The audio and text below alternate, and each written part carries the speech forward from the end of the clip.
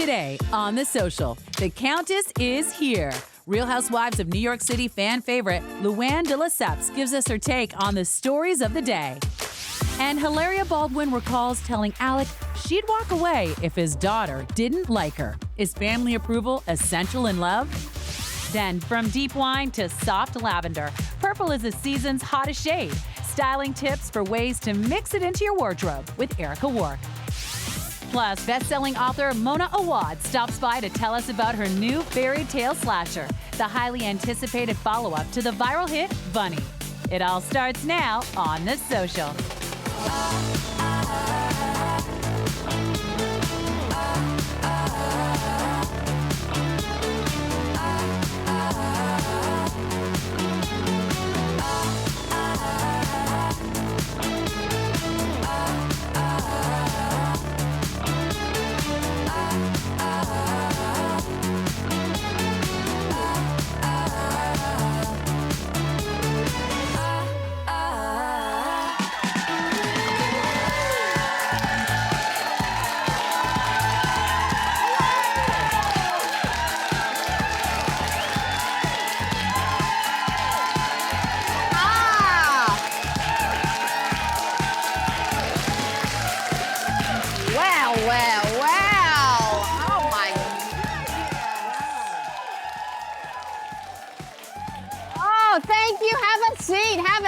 This is how you know we're live, because that shot of our guest today should have had slow motion. Oh, yes, baby. We are thrilled to welcome her back to The Social. First time in person, cabaret performer, TV personality, Countess Luann De Lesseps. Yes. Welcome. Hi. Thank you. What a warm welcome. It's so nice to be here in Canada again. Yeah, and you look fabulous. Oh, thank you, darling. Thank you. So do you, girls. Thank You're looking you. great. Thank you. 12 years you've been doing the show, I heard. 13 seasons. 13. Season Wow. 13. Let's give it up for that. I know. As we say in America, bravo. It's true. Okay, we're going to kick this off with someone who you might know as Hilaria Baldwin. She calls herself Hilaria Baldwin. She recently revealed that she gave her husband, Alec Baldwin, an ultimatum in the early days of them dating. If his daughter, Ireland, didn't like her, she would not stay in the relationship with him, okay? Now, they proceeded to marry. They now have 7 children together. It's all worked out clearly. So, Luann, could you actually stay with someone if their kids didn't like you? I think that's a really red flag, right? When your kids don't like somebody, and it actually happened to me. Oh, say. Yeah, the second husband, Tom. Whoopsie, you know, even Louis Vuitton makes mistakes, I like to say. But, you know, my kids knew it, and my son kind of knew it, and, but, you know, love is blind. And I went along my merry way in any case, but they really didn't like him. And I should have heeded, you know, that fact that, you know, that they didn't like him. That means something. How old were they at that time? Just curious. Well, they were like, it was 10 years ago, so they were like, was it 10 years ago? Adults, Jesus, when did I divorce Tom? 2017. 8 years ago, so yeah, they were in their early 20s. Okay. Yeah, And so they were adults. They were adults. It's Now, not was like there a reason why you didn't kind of take their advice at the time? I was in love. And he was great in bed, what can I tell you? Taylor Swift has a word for that. I know. Taylor Swift's word for that is upmatized. There you go. Yeah. I mean, I feel like I've been in a long-term relationship for 24 years-ish, and, oh, thanks, guys. But if I was single and I met somebody who had children, I have this naive assumption that all kids like me, of any age, that they would no matter what. But I recognize that that might not be the case, and I think it just depends on the timing of things. It depends on also the way that the relationship ended. My sister had a separation when her daughter was around 3, and initially it was a bit contentious, but then it became very amicable, and by the time she was almost like 12, 13, that's when they started dating other people. And by that point in time, I think she'd been so used to them not being together, it was nothing but like, oh, daddy's in love and mommy's in, like, I think that factors into it as well. You gotta be paid attention to timing. Age is a big thing. Yeah. Age is a big thing, and also, okay, so I've been in this situation, and what I learned from it is, you know, So you dated someone who had I kids. dated someone who had children, and their child was not really happy about them dating. Yeah. And I kind of took it personally in the beginning, but then when we started dating, I realized there was a bigger issue here, and I think it's something that parents need to think about. When you get divorced, you guys have reconciled the reason why you're not together. And maybe you've told your child, listen, mommy's gonna live here, daddy's gonna live here, you'll still see us. But have you explained to your kids why you're not together? Because for me, I realized that little girl was very upset because she didn't understand the why. So anybody who came into her parents' life was gonna be met with resistance because in her mind, she's like, I don't know why these two people just can't get together when mommy and daddy aren't together. And I think if they had explained that to her, I think it would have been a easier transition for her because she'd be like, oh, I get it. This is the reason why, so I have to prepare myself, or their parents should have prepared them, prepared her, sorry. So did you pull yourself out of that relationship? Oh, honey, pull myself out immediately. But I'll be honest with you. Eject. I'm not interested in dating someone whose child doesn't like me or anybody in their immediate family because family is such a huge part of your life that if I don't get along with your family, I don't want you to have to make a choice because that's what it's gonna come down to. It's me or them. I'm not putting anybody in that position. And you know what else? I think 100%. Never. And it's not just choice, which is going to come down to it. There's going to be a fork in the road at some point in this relationship. But it's also, I think, when we think about, at least when I think about kids of divorced parents, it's going to be about their mental health. And these people, it is incumbent on you, I would think, I haven't been in this situation, but to model what a healthy separation would look like, which includes taking everybody's feelings into account and the mental health of those children. Because, Hilaria also said in this article that she also said, if your daughter doesn't like me, I'm not going to date you. But she also said, you must also never speak ill or badly about your daughter's mother, Kim Basinger. Right. Because she said, I won't accept that either. Right. Yeah. Now, why that's, I think she pushed his game higher to say, listen, this is not just about you and me. This is about the mental health of your children. You know how much money you could save them in therapy in the future? Yeah. If you just be an adult? Right. Yep. It's harder. So he went on to have 7 more. And then you have That's right. That is correct. 7 more. Okay, we're moving on to this. The New York Times has a list of the most influential magazine covers of all time. For example, Ellen DeGeneres coming out on the cover of Time in 1997.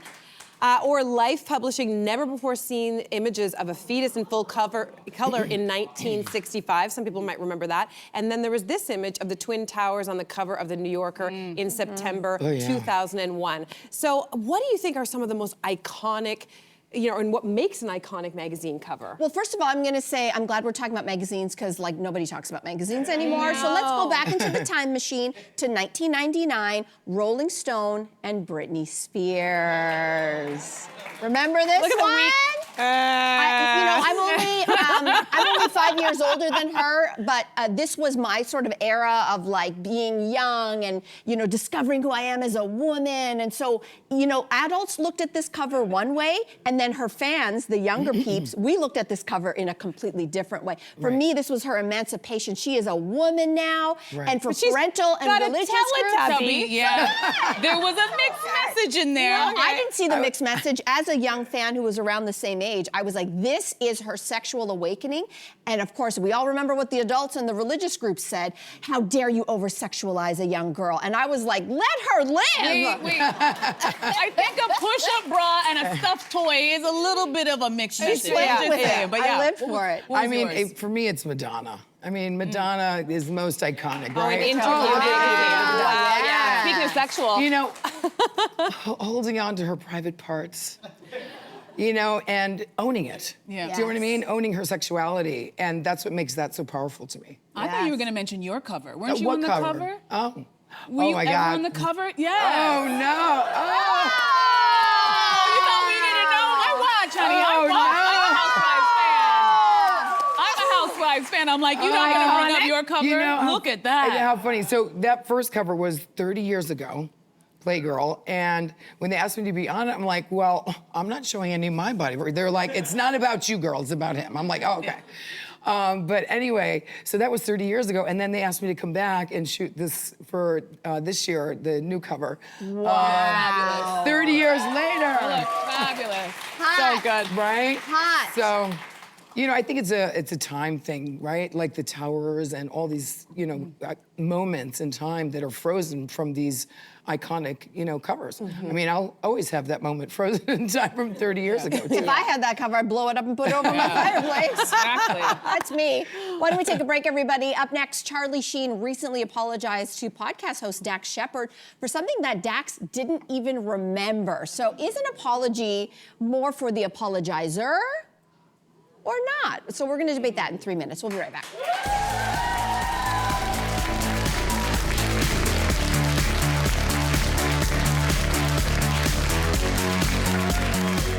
Tomorrow on The Social, legendary Canadian talk show host Deanie Petty swings by to chat about returning to TV in her 80s.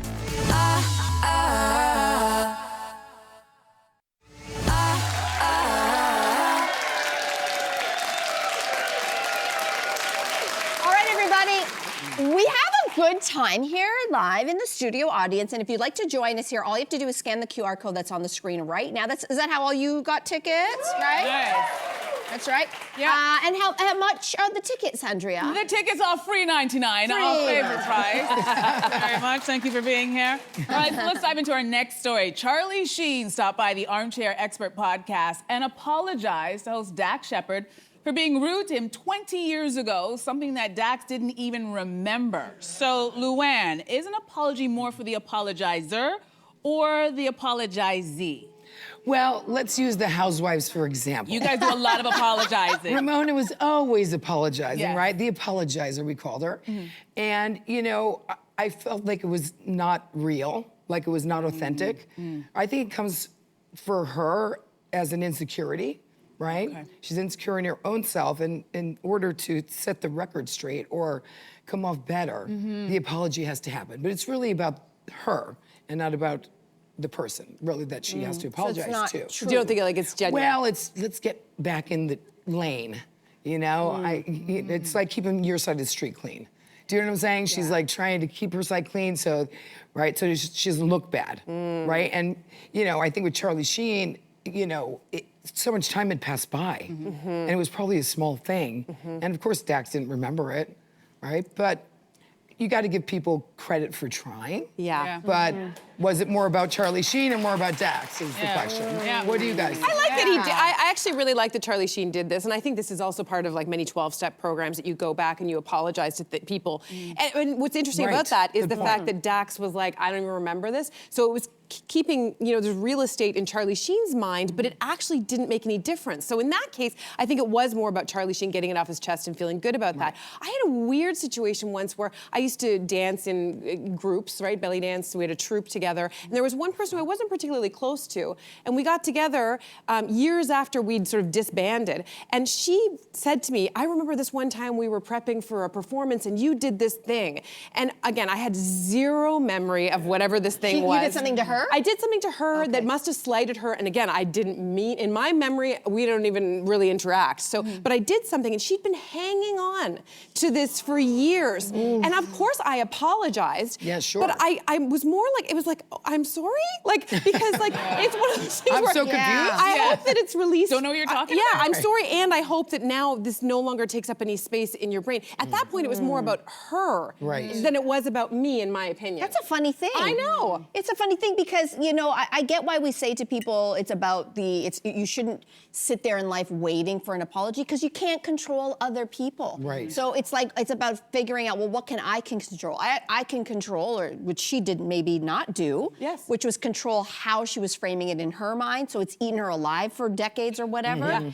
However, I will say there is something to that. If you actually got what you were hoping for, you know, there is something deeply healing. If you would have remembered that situation and you would have been like, you know what, I do remember, and I'm so sorry. I think that would have been a really deeply healing moment for her. The fact that you didn't remember. But I apologize. It's kind of like, did she get what she was hoping for when you did apologize? I don't know. But And I don't think need, so. I personally don't need an apology from anybody. I want Like, apologies. You do? Do you? Really? Yeah. Wait, I do. I don't need there's it. I you do. feel like there's a person out there who owes you an apology. There's two people in my brain. Okay. I have two people in my head right now. They're living rent-free. and they are Exactly. living rent-free. I try to not let them live rent-free because like real estate's really expensive right now. But if I actually got apologies from these two people, there would be something so lifted off my chest. But I think you can Interesting. heal yourself. Yeah. Instead, let yourself. and let it go, and let it go. You're I love winning. this. As Charlie Sheen likes to say, you are #winning in life. So why let that be? Let it go. I think half the problem is that we're never taught how to properly apologize. We've all had a really bad apology. I'm sorry if that hurt you. Like nobody needs that. You actually make the situation worse. And I think as adults, if we actually learn how to apologize instead of holding on to hurt feelings and staying calm and reflecting and then addressing the person directly and not with like, you did this. She should have been like, and also owning her part. Maybe if she also owned her part in that, it would have felt different. Because when there's an apology that needs to happen, right? There's kind of this elephant in the room of tension. And I feel like if we could learn how to just get rid of that, there would be less tension in families, there would be less tension in workplaces, and there'd be less tension in the world. I'm just saying, if we could all do that.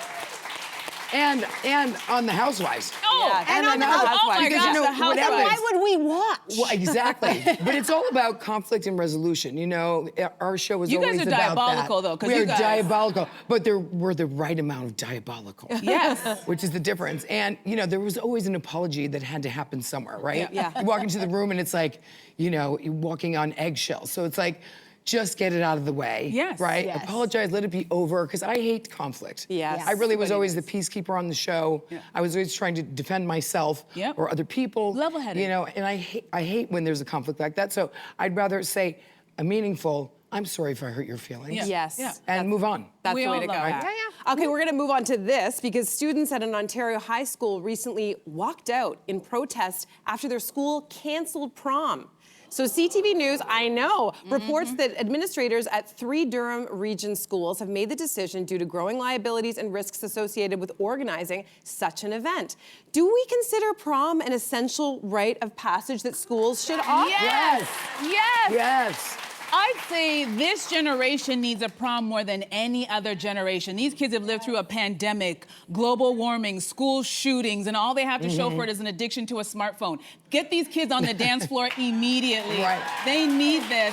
Also, there's no amount of, I know they have other things, but there's no amount of TikTok dances and Labubu's and trips to Sephora that's gonna make up for really spending that time with your friends, because the next step after high school is your adult life. You're going on, not everybody does post-secondary, but you're going on to have a career. Your life will never be this carefree, so I say celebrate it. Why would you ever cancel prom? These kids need it. They I need agree. it. I agree. They need it, man. I agree 100%. I mean, prom night was actually a big night for me because that's when I first had sex. Oh, that's an exclusive. I mean, right?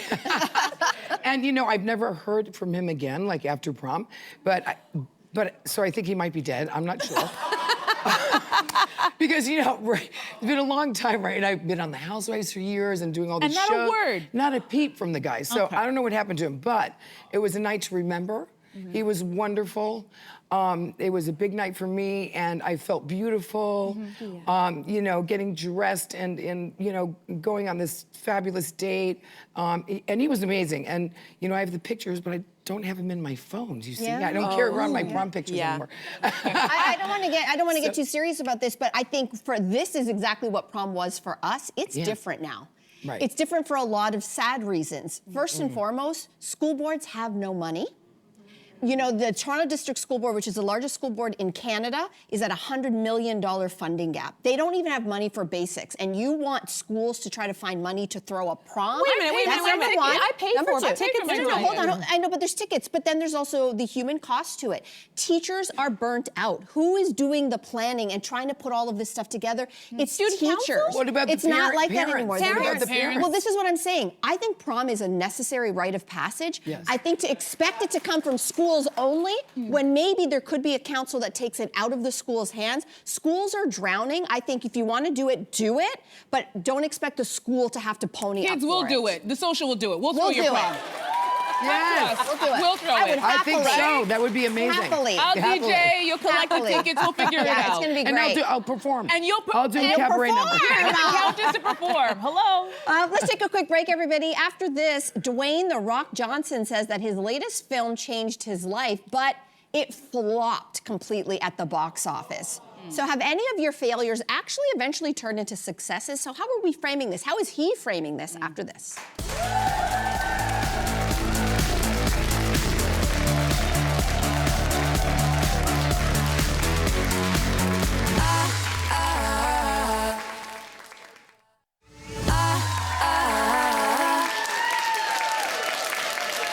We're back, everybody. Well, Dwayne "The Rock" Johnson's new movie called The Smashing Machine is being called a box office flop. But Dwayne wrote on his Instagram that the creative achievement was more valuable than any financial disappointment. So have any of your failures actually, in the long term, turned out to be successes? I mean, I'm not sure if this qualifies as a failure, but it was a failure to take an opportunity. So this was around 2000 and like maybe 10, 11, somewhere in there. I was working in this building as a producer, and I'd lost the sort of show I was working for, and I was offered this job to host a 6-part series on the Oprah Network. And this was like, I thought, a huge opportunity. It was a Canadian Oprah Network, but it was still huge, and it was about relationships, so it was in my brand wheelhouse. And I had this feeling that wasn't quite right. Do you know that? Yeah. And so I turned it down, but I immediately regretted it, especially because a girl I knew took the job, a woman I knew. And so I was like, Oh, that's the worst. And then, but then, you know what? Like, it would have meant I would have had to leave this building, and I stayed instead. And then eventually it led to another show, and then which eventually led to this show. So in the end, Yay! it all worked out. But yeah, You it was followed your gut. I did. What about you? I Luann? think things happen for a reason. You know, I think you can't be afraid of failure. And if you don't fail, you can't succeed, right? Yeah. I mean, and you learn from failure. Yeah. You know, I learned from my second marriage, you know, a lot from that. And it made me change directions. And now I know what I want a lot more than I did then. So I don't think it's failing. I think it's really, in a certain way, succeeding. You know, because it puts you in the next place where you need to be. Yeah. So I think it's the way you look at it. Like, I love his attitude, and he has to do this in the public eye. It's not like, you know, he's an actor that nobody knows, et cetera, and it's a flop, whatever movie they did, or, you know, the B-list, whatever you want to call it. So I think it's even harder when the public, you know, is aware that it didn't work out for him. But I think he's handling it the right way, which is, it was a great experience. Yeah. I've learned from it, and I don't care about the money, but I'm sure it's not easy. Yeah, Right? and what you know, here's the thing. He's, you know, doing this in such a public eye, but what he thinks is a failure, is it really? Like, I think he's comparing apples and oranges. This is a guy that comes from the Fast and the Furious franchises. Those movie budgets are like 100 million, 130 million. I think they may have cracked 30 or 35 million for this film.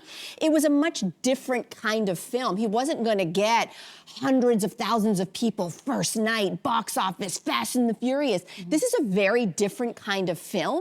So I think he was comparing what he thinks is a failure. It still came in third. And you know what he came third behind? The Taylor Swift movie. Yeah. Right. Okay, What's and up against that? the other one was the Leonardo DiCaprio movie, One Battle Right. at a Time. So you came in third, and you think that's a failure to Leo and Taylor? Bro, you're still winning. Yeah, I know. Still winning. Let's just put it this way. I'm not feeling sorry for him. No, I no, don't no, feel sorry for him. yeah. I just, you know, but it's not easy when you get to such Yeah. a status, right? When Yeah. you're at the top, where is there to go? Yeah. I think Right? everybody said it's a matter of perspective, and I think maybe for him, we don't know maybe the struggle that he's had in Hollywood to prove to people that he can be more than this superhero guy who's got all these muscles everywhere and is wearing a cape, and maybe just getting people to see him in a different light is the win. Whether it made money or Yes. not, it's like, yes, but I branched out and I did it, and I don't care what anybody says, like the movie or not. I watched the movie over the weekend. His performance is great. He did a really good job, and if I'm a producer and I'm looking at him differently after that film, so maybe that's the win, and it's one of those things where you took a chance on yourself, and maybe a couple projects later, we will be talking about Oscar-nominated Dwayne Johnson That's in some role right. that if he didn't take this chance and have this failure, he wouldn't get there. That's so it's all right. a matter of perspective. Yeah. Let's give the man a break. Right. Yeah, it's true. Speaking of taking chances, doing different things, Luann, earlier this week, fans saw you on the season premiere of Murdoch Mysteries. Yeah. And there Look she at you. is. Oh, and this was not That's your so first. This was royal. actually your second time appearing on the CBC Gem show. What do you love about this? And you look fabulous, Oh, by the thank way. you. I mean, first of all, they're like, back then they didn't wear much makeup, so we can't put a lot of makeup. And I was like, oh, okay. All right, and then, you know, I love the outfits. You know, the costumes are just unbelievable. What I love about it, it's a challenge for me. You know, I work in reality. I've done scripted before. I've done Law & Order and a couple other shows with Royal Pains. But what's so special about this for me personally is that my parents are Canadian. I don't know if a lot of people know that. Wow, did not know that. Yeah, my parents are both Canadian.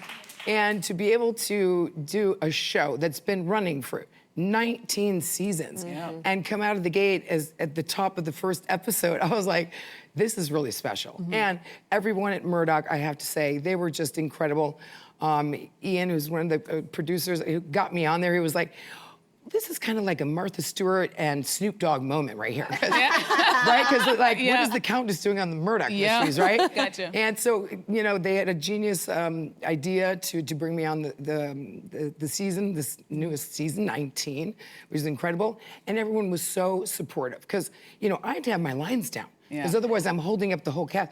And they do this every single day, right?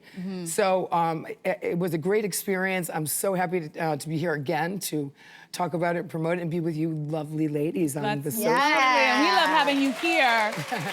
You're also in town for a performance. Yes. You're welcome to the Luniverse tour tomorrow night at the Danforth Music Hall. Will you be bringing any Canadian flair to your show? Well, it's funny you do ask that. I'm going to have a very special Canadian guest who you all know and love. So, but I can't tell you who that is. I was like, come on. It's a surprise. A hint. So you'll have to come to the Luniverse show. Okay, can we tell everybody, Luann, for tickets, now that you've teased, head to countessluann.com/tour. It's on the screen right now. That's how you get to, only a limited number are left. This has been so much fun. Thank you for joining us. Thank you so much for having me. This is great. Thank you. This is great. Okay, everybody, when we get back, Erica Work is back with tips on how to wear purple, the color of the season, right after this. Is that why you got purple?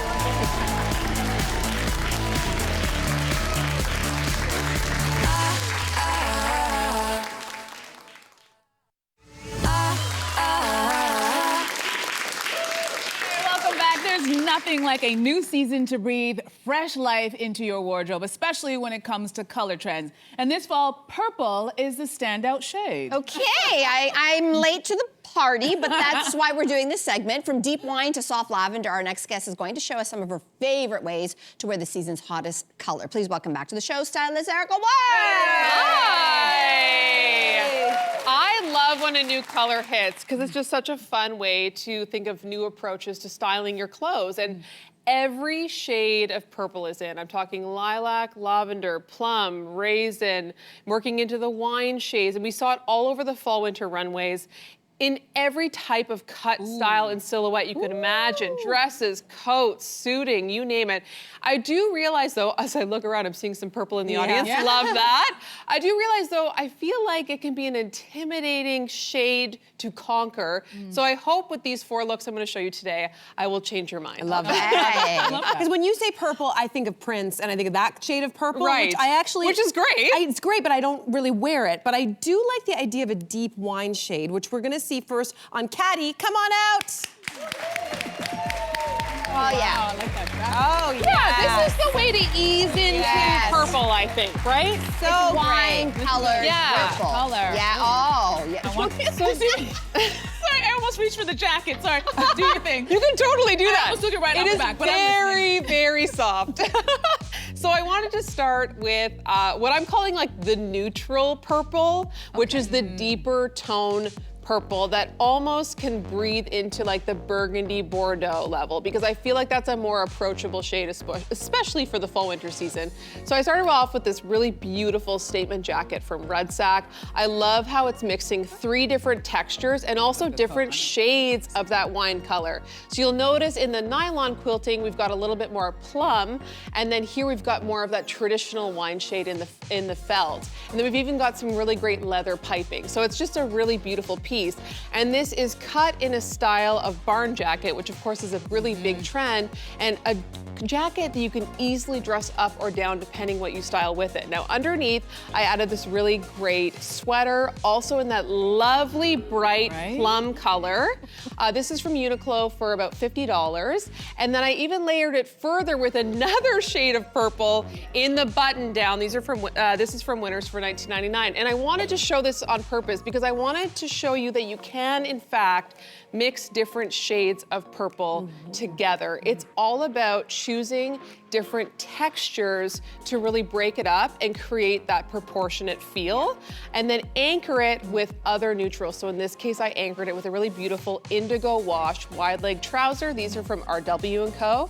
And then I played off that sort of wine color in her accessories. So we did a really beautiful bag from Aldo in that wine shade with that pop of gold to make it feel really nice and elevated. And then we even added that lovely wine shade in her shoes, which are also from Aldo, and that really high gloss patent feel that again makes things feel more elevated. Love it. Thank you. Thank you. Thank you so much. All right, and Erica, we have another deep shade of purple. You call this one Raisin. Yes. So Karen, let's see what Raisin looks like. Come on out here. Oh, that's a great. Oh yeah. Isn't this stunning? Yes. That is rich. Yeah. So pretty. And this color would work on everybody's skin It tone. works on everyone. This is a beautiful suit from Smythe. And I love how it's also done in a fabric that has a little bit of a high shine to it, because it really makes that color pop. I also love that this has a bit more of a barrel shape to the pant. This is a very new shape for trousers, and I feel like it's a really fun thing to play up on. Underneath, I wanted to keep a monochromatic feel, so I went with a mock neck sleeveless top from RW & Co. in a slightly lighter shade of raisin. And then we also went with some really fun accessories, starting off with this statement earring from Zara for around $30. What I loved about this one is it plays on different shades of purple, but then it also has a little bit of that green and pink in it. And those are two colors that look really beautiful with purple. You don't say. You don't say. I mean, Andrea knows what's up. Let's be real. And so then I finished it off with this really cute tote from Zara, and then a lovely sling back, also in that lovely raisin tone. Yes, beautiful. Thanks, Karen. We were talking about skin tones and purples that go with skin tones. In my family, a jewel tone purple is very, very symbolic. And it's more of that, maybe in my mind, classic purple look. So why don't we see royal purple on Megan? Come on out, Is Megan. it Markle? Oh, yeah. Oh my gosh. This is giving Prince. This Right? is so This is giving like Yes. Prince purple. And this is also reminding me of like 90s, the crushed Yes, velvet. it's It's very totally. 90s. Wow. Velvet Hot is back stuff. in a Wow. big way for fall winter this season, and the crushed velvet is so great because it adds so much more texture just the way the light hits it. This dress is from Alec. It hits in all the right places. It's got that exaggerated shoulder. It is just the perfect length, that sort of midi length. I think she looks absolutely stunning. I also love how it's got this really beautiful knot detail here at the center. This is really great for now and then into your holiday parties. Although I hate to use the word holiday because I feel like I don't want winter to come just yet. Yes. But it is smart to start thinking that way. And I wanted to continue that jewel tone vibe going, so we did a really lovely statement earring with different colors and shades of jewel tone to really make things pop. And then I went with brown accessories as opposed to black because I think sometimes when you pair purple and black together, it can be a little bit too contrasting and almost make it feel cool. And I wanted to keep this look warm, so I did this really great clutch from Aldo, and then check out these gorgeous strappy stiletto sandals in leopard print.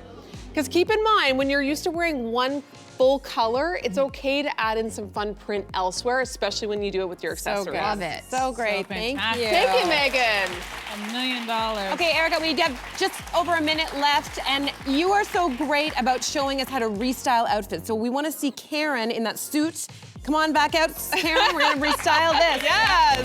Oh! You know I love a rewear. I love the lilac. You cashed it up a little. Exactly. Yes. So I wanted to show this same pant that you saw earlier on Karen, but I wanted to show that you can also wear it with lighter shades of purple. And this beautiful lavender sweater, this is from our W&Co, classic V-neck. And we also added a cute little earring, also in that lavender shade. And I always talk about balance and proportion. So because we worked these lighter shades on top, but we've got the darker pant, I wanted to also pull that darkness with the accessories. So we did this really great envelope style clutch from Zara. And then rather than sticking with the same shoe she was wearing earlier, I went with an alternate option, the snake print sling back. And I did that on purpose because I wanted to make sure that we chose a lighter, brighter colorway in the bottom to tie up to the top. But I'm not done yet. I'm gonna show you one more thing because you guys know I love a color blocking moment. And I wanted to show you to not be afraid to mix other colors with the purple. And in fact, butter yellow is a really great shade that goes with any shade of purple, and it's one of this season's other big color trends. Oh my gosh, Erica, as always, thank you for these incredible looks. So good. Let's see them one more time. Come on back out. Come on out, everybody. Oh, good. This was so fun. I love this. I love it. Okay, everybody, you can head to our YouTube channel. After the show, you can get a recap of everything that you saw here today, YouTube channel. Up next, everybody, best-selling author Mona Awad is here telling us about her hotly anticipated new novel. We'll be right back.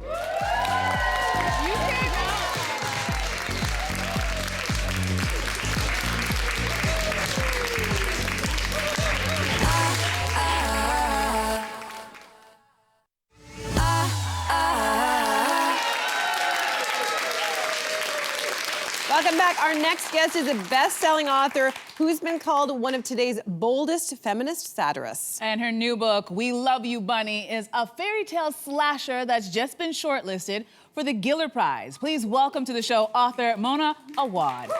Thank you so much. Good to have you here. Well, Mona, first of all, congrats. Giller Prize is a big deal. Yes. And so this book is a follow-up to your viral first novel, Bunny. Yes. And that was named Best Book of 2019 by Time and Vogue. Yes. Which is huge, huge. Yeah. So that book is about a secretive clique of wealthy students who call themselves the Bunnies. That's right. So for those who haven't yet read the first novel, can you give us a synopsis of the first? Sure. So it takes place on a New England campus called Warren University. Warren, very appropriate for bunnies. And it's about, yes, this clique of very privileged young girls, these MFA students. They call each other Bunny, and they conjure hot men out of rabbits. In these very ritualistic, violent, off-campus workshops. The story is told from the perspective of Sam Mackey, who's an outsider student. She hates the bunnies. She gets sucked into their clique in spite of herself, and then it gets weird. And then? Okay, so now we're back in the Bunnyverse, only this time we're actually hearing the bunnies side of the story. So the new book is interesting. It's both a prequel, a sequel, and also a standalone novel. Did you always envision this story playing out in this way? No. I mean, when I was writing Bunny, it was just such a wild ride. It was so different from my first book that honestly, I didn't even know if I was going to finish it. I couldn't even tell the story of it with a straight face. Like I would be like, yeah, it's about a group of girls who make boys out of bunnies, you know? And I would just start laughing and thinking, okay, you've lost the plot. And yeah, I gave up many times, but then when I finished it, it was just such an exhilarating creative experience to do it. And I missed it immediately upon finishing it. So I knew I was going to return to the world. And very weirdly, it was a couple of years after it published that it started to find a life with readers. And I would get tagged on social. My publisher wrote me and told me, it's selling and we don't know why. We're trying to figure it out. And so readers gave me permission to return to it. So I dedicated the book to my readers. That's lovely. So nice. What a great story. And the woman at the center of your story is a woman by the name of Samantha Heather Mackey, and she attends a prestigious graduate program at a fictional New England university. And I understand that you did your MFA at Brown in Rhode Island. So how much of your own experience did you put in this book? Oh, a lot, Bunny, a lot. But no boys were axed in the making of the book. I promise. Promise that. But no, yeah, for sure. I mean, I went as an older student. I'm Canadian. I'd never experienced the Ivies or New England. It was a whole new world for me. I was a total fish out of water. So I think it was very useful to have that outsider perspective and to explore that world. It felt so culty and strange. Just horror novel fodder for sure. Love that. Yeah. Okay, so you just mentioned it was really the readers, it's the fans that took this book and made it into what it is. And it's got kind of almost, can I say, a cult following as a result of that. So some people have, your fans, a band wrote a bunny-inspired song. Fans have created bunny-inspired artwork. Even readers who have gotten tattoos. There are even tattoos inspired by the books. So here's the thing, is this cool? Or is this creepy? That's a beautiful. She says it's cool. Something tells me she has a bunny tattoo. Not yet. Oh, no, I think it's amazing. I mean, I'm so honored by it, honestly. Every time somebody tags me with a tattoo or art that they've made, I'm always moved. Somebody crocheted this little stuffed bunny here that's on the table. It's really cute. It's really adorable. I'm gonna do this. Sorry, I'm gonna do this just for your microphone and your beautiful hair. There we go. Okay, go on. Yes. Yeah, and so just the incredible things that people have made me, paintings, stuffed animals, clothing. It's just, I'm so moved by it all. So Okay, so Canadian icon Margaret Atwood has called your work, quote, so genius, and she's named you as her literary heir apparent, that is huge. And you, of course, have cited her as one of your influences. Have you had the chance to meet or get to know her at all? Yeah, no, absolutely. She tagged me on Twitter when she first read the book a couple of months after it came out. And I was so shocked. I was like, Margaret Atwood tagged me. And then she followed me, which was just amazing. We met and we had a photo shoot for the New York Times Tea magazine. And she told my fortune and she said, she gave me some advice and she said, you should bleep it more. So now that's what I do. I have a candle that says that and I light it whenever I'm scared. I love it. That is incredible. Bunny is currently actually being developed, and it's not surprising, into a film. Yeah. And this is with J.J. Abrams' Bad Robot Productions, which is, again, huge. Yeah. So what can you tell us about the project? Well, it's in development. There's a script, there's an actor attached, there's a director, so it's very exciting. I've read the script, I've given notes. I think we're all of one mind that we really want it to be loyal to the book, which is so exciting. I think fans will really like this adaptation. All right. So, Mona, we have to ask, what's in the works? What's next? Is there another bunny book? Fans want to kind of know. Yeah, I think there is, Bunny. I think there's one more. And there's one more, for sure. Well, Mona, we are so excited for you. I'm glad we get to claim you as one of our own, and you've been blessed by Her Highness Atwood. And thank you for blessing us today on our set. Congrats. Congrats. Hey, it is called We Love You, Bunny. It's available now in bookstores everywhere, but our studio audience, you are so lucky. The luck of a rabbit, perhaps. Yes. Because you're going home with your copy today!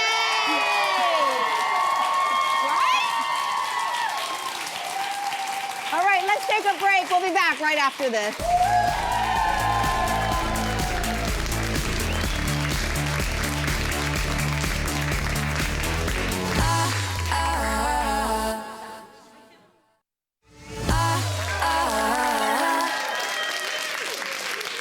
All right, tomorrow on the show, we've got a roundup of splurge-worthy finds for Amazon Prime's Big Deal Days. So that's tomorrow. And also, on the panel, longtime Canadian TV host Deanie Petty is going to be joining us. Right? This is a big moment. She's having a huge, I think she's 80 years old. She's not. I think she is. She's 80 years old. No. And she is having a resurgence right now. This is the woman. She's a new show coming She out. used to be a helicopter. She can pilot a helicopter, I believe. Yeah. And that's where she used to do her reports from. Absolutely. Before there was a Marilyn Dennis, there was a Deanie That's Petty. right. And a lot of people don't even know. Yeah, she is fabulous. This is Canadian television royalty that we're going to have on our show tomorrow. It's a big deal. I can't wait for us to meet her tomorrow. Oh my, we're just going to say, Deanie, take it away. It's tomorrow's show. Well, that's so much fun. Thank you all for being here. Thank you so, so much. We're online, social media, YouTube channel. You can't miss us. We'll see you same time, same place tomorrow. Take care.